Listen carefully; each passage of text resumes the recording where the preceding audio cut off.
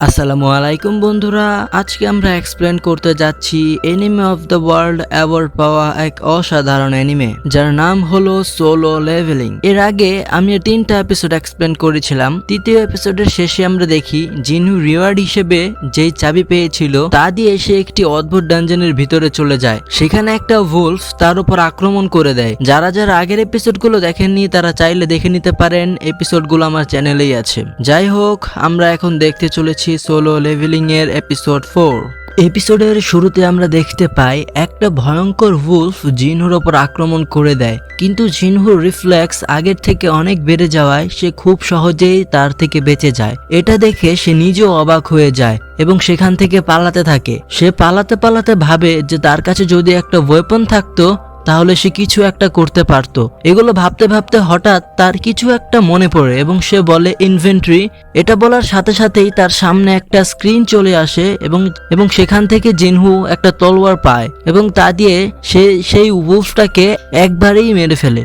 এটা দেখে জিনহু অনেক বেশি অবাক হয়ে যায় এবং সামনে আরো কিছু স্ক্রিন চলে আসে যেখানে লেখা ছিল যে সে একটি মনস্টারকে হারিয়েছে এবং তার লেভেল বেড়ে গিয়েছে। তখন তার পিছন থেকে আরো কিছু উলফ চলে আসে। এটা দেখে জিনহু ভয় পায় না, কারণ তার কাছে এখন অস্ত্র আছে। তবে সে দেখে যে তার অস্ত্র নিচের ফ্লোরে আটকে গেছে, কিন্তু উলফগুলো তাকে কিছু করার আগেই সে তার তলোয়ারকে উঠাতে সক্ষম হয়। তখন জিনহু উলফের উপর আক্রমণ করে, তবে উলফ তার মুখ দিয়ে জিনহুর আক্রমণকে আটকে দেয়। তবে জিনহু তার পা দিয়ে তাকে একটা শুট করে এবং সেই তলোয়ার নিয়েই তাকে সেখানে হারিয়ে দেয়। এসব কিছু দেখে বাকি উলফগুলো সেখান থেকে পালিয়ে যায়। তখন জিনহু সাইডে বসে স্ক্রিনে দেখে এবং লক্ষ্য করে যে সে লেভেল 2 এ পৌঁছে গেছে। সে আরো বুঝতে পারে যে তার শক্তিও আগের থেকে অনেকটাই বেড়ে গেছে।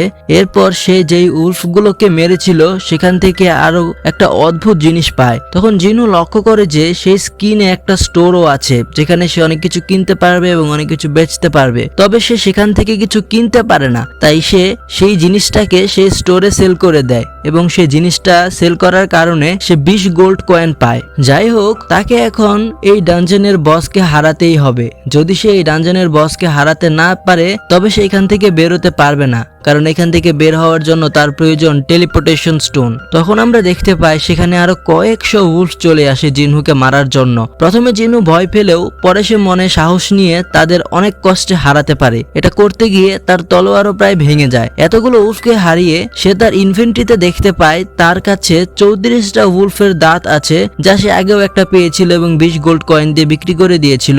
এছাড়াও সে 2টি পুরাতন অস্ত্র ও জাদুর কোট পায় এবং অবশেষে সেখান থেকে বেরোনোর জন্য যেটা সবচেয়ে প্রয়োজন মানে টেলিপোর্টেশন স্টোনও পেয়ে যায়। সে চাইলে এখন সেখান থেকে বেরোতে পারে, তবে এত সহজে সে এখানে শক্তিশালী হতে পারবে তাই সে সেখান থেকে বেরোতে চায় না এবং সে ডানজনের ভিতরে চলে যায়। অন্য সিনে আমরা দেখতে পাই শহরে একটা গেট খুলেছে, তাই হান্টাররা জুহিকে কল করেছে সেখানে যাওয়ার জন্য। গত এপিসোডগুলোতে আমরা দেখেছিলাম যে জুহি একটা হিলার।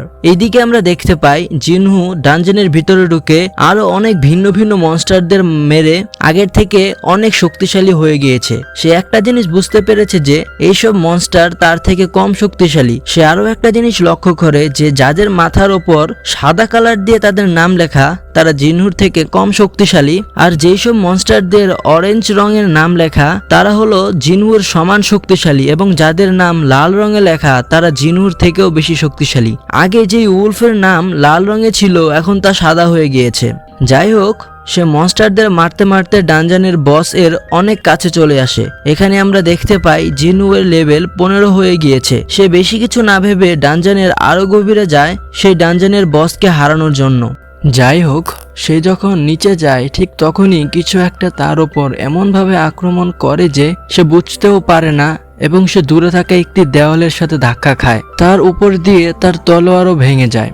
তখন আমরা সেখানে একটা বিশাল মনস্টার দেখতে পাই যা অনেক বেশি শক্তিশালী ছিল, আর এটাই ছিল সেই ডানজনের বস। তখন সেই বিশাল মনস্টার জিনহুর উপর আক্রমণ করে দেয় এবং জিনহু তার ভাঙা তলোয়ার দিয়েই তাকে মারানোর চেষ্টা করতে থাকে, কিন্তু মনস্টারটির চামড়া অনেক মোটা হওয়ায় সে মনস্টারটির কিছুই করতে পারে না।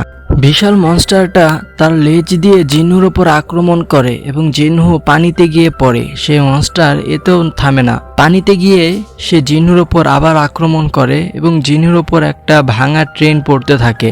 এসব কিছু জিন্নুর কোনো মতে সার্ভাইভ করে নেয় এবং সে বুঝতে পারে যে সে এখনো অনেক দুর্বল। এখানে আমরা কিছু ফ্ল্যাশব্যাক দেখতে পাই যেখানে জিন্নুকে বলা হতো মানব জাতির সবচেয়ে দুর্বল হান্টার। এসব শুনে জিন্নুকে একজন বলেছিল যে তাদের ভুল প্রমাণিত করো।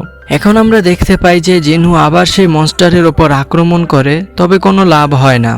মনস্টারটি তার থেকে অনেক শক্তিশালী ছিল। তখন জিন্নু তার কিছু আইকনিক লাইন বলে, আমি দুর্বল ছিলাম তাই তারা আমায় নিয়ে মজা করেছে, আমি নিজের প্রতি অনেক অসম্মানিত ছিলাম। দুর্বল মানুষ একা দাঁড়িয়ে থাকা ছাড়া কিছুই করতে পারে না, দুর্বলদের নিয়ে সবসময় মজা করা হয়। যদি দুর্বল মানুষের হৃদয় অনেক ভালোও হয় তখনও শক্তিশালী মানুষের কাছে সে নিশ্চয়ই পড়ে থাকে। যখন দুর্বল শক্তিশালী কারোর সাথে লড়ে তখন তার ভালো হৃদয় তাকে বাঁচাবে না। এই জন্য আমি শক্তিশালী হব, এই জন্য আমি এই পর্যন্ত এসেছি। তো এগুলো বলে সেই মনস্টারটার উপর উঠে পড়ে, তবে সেই মনস্টার তাকে আবারও ফেলে দেয়। এসব কিছু হওয়ার পর জিরো নিজের মধ্যে এক অদ্ভুত শক্তি অনুভব করে এবং আমরা তার চারপাশে ব্লু লাইট দেখতে পাই এবং সে আগের থেকে অনেক শক্তিশালী হয়ে গিয়েছিল।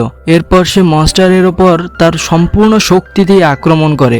এরপর সে মনস্টারের আক্রমণ থেকে বেঁচে তার মাথার উপরে উঠে যায়।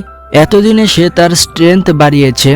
জিন্নু তার হাত দিয়ে মনস্টারের সবচেয়ে দুর্বল পয়েন্টে আঘাত করে। অনেক চেষ্টার পর সে অবশেষে মনস্টারটাকে হারিয়ে দেয়। এখন তার লেভেলও বেড়ে গিয়েছে এবং সে বুঝতে পেরেছে যে সে সত্যিই আগের থেকে অনেকটাই শক্তিশালী হয়ে গিয়েছে।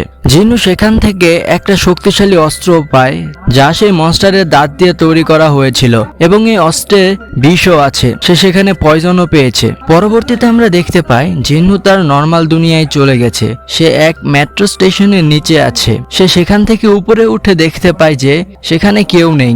মূলত আমরা যে দেখেছিলাম শহরের গেট খুলেছে, তাই শহরের লোকজনকে কোনো সেফ প্লেসে নিয়ে যাওয়া হয়েছে।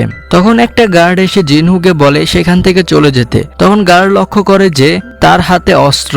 এটা দেখে সে জিন্নুকে জিজ্ঞেস করে যে সে হান্টার কিনা। তখন জিন্নু বলে হ্যাঁ আমি হান্টার। তখন গার্ড জিন্নুকে গেটের কাছে নিয়ে যেতে থাকে। গার্ড জিন্নুকে বলে যে প্রায় সব মনস্টারদের তারা হারাতে পেরেছে, তবে একটা মনস্টার সেখানে এখনো আছে যাকে হারানো যাচ্ছে না। জিন্নু তার মায়াবী শক্তি দিয়ে বুঝতে পারে যে মনস্টার কোথায় আছে। এদিকে আমরা দেখতে পাই কিছু হান্টার সে মনস্টারকে হারানোর চেষ্টা করছে, তবে তারা পারছে না। ইতিমধ্যে এখানে জিন্নু চলে আসে। সে এখানকার সবকিছু স্ক্যান করে। জিন্নু তার ভাঙা তলোয়ার দিয়ে শুধু একবার স্ট্রাইক করে, ফলে মনস্টারের শিল্ড ভেঙে যায় এবং মনস্টার অনেক বেশি দুর্বল হয়ে যায়। ফলে সেখানে থাকা হান্টার মনস্টারকে হারিয়ে দেয়। সেখানে থাকা একটা হান্টার সে গার্ডকে জিজ্ঞেস করে যে কেই কাজ করেছে। তখন সেই গার্ড বলে যে একটা হান্টার ছিল, সে এখন চলে গেছে, সেই একটা কাজ করে। তখন সেই হান্টার ভাবে যে জিন্নু হয়তো অনেক উপরের লেভেলের হান্টার ছিল। এর মাধ্যমে সোলো লেভেলিং এর এপিসোড 4 শেষ হয়ে যায়। আপনারা পরবর্তী এপিসোড দেখতে চান কিনা তা কমেন্ট করুন। চ্যানেলে নতুন হলে সাবস্ক্রাইব করে একটা লাইক করে দিন যেন নতুন ভিডিও আনার জন্য মোটিভেশন পাই। যাই হোক, যদি সাবস্ক্রাইব করে থাকেন তাহলে আবার দেখা হবে, নয়তো এটাই আমাদের শেষ দেখা। বাই বাই।中にある赤と青き線それらが結ばれるのは真の像